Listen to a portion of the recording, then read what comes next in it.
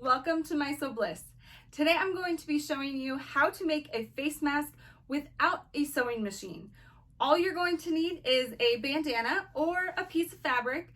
I'm using what's called a fat quarter. It's an 18-inch by 22-inch piece of fabric and 2 hair ties or something elastic, something that stretches and is in a circle would work perfectly. So let's get started. I'm going to start by having my fabric or bandana, if there's a right side, I'm going to have it facing down on my table. And then I'm going to take the edges from the top and the bottom and fold each side up, meeting them in the middle. Next, I'm going to fold those edges together, creating a long strip. Now I'm going to take my hair ties. I'm going to take one of my hair ties and scrunch the fabric up, place the hair tie on one end in a couple inches, and do the same thing with the other one. Scrunch the fabric up and place that hair tie in a couple inches. And then I can fold those edges over to the inside.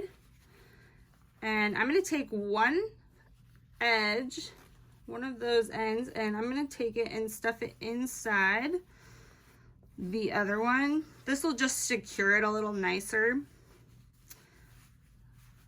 And then I will show you how we're going to put this on our face. So here I have it all laid out. Here's my hair ties, and then you just take it up to your face, place it on your face, and then put the hair tie around your ear, place the other one, and you're all set. Make sure that it is covering your nose and your mouth, and adjust as you need. But that will make a very quick, very easy face mask. Now, one thing I do suggest is if you are using hair ties, make sure at least one of them is a little more stretched out than the other. This one is a brand new one, and I had 2 brand new ones on the ends of them, and it was very tight on my ears and was not very comfortable.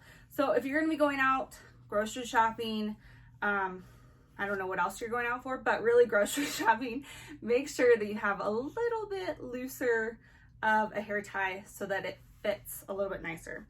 Now, if this keeps coming undone, it kind of gets annoying. There is a way you can just safety pin that together on the inside and it should hold perfectly fine. But really, if it's secure against your face, it shouldn't come undone. It shouldn't have any room to come undone because it'll be sitting on your face. So I hope you guys enjoyed this tutorial. Make sure to give it a thumbs up and make sure to subscribe for more sewing and DIY tutorials. I hope you guys are staying safe and staying healthy. Thanks for watching, guys. Bye.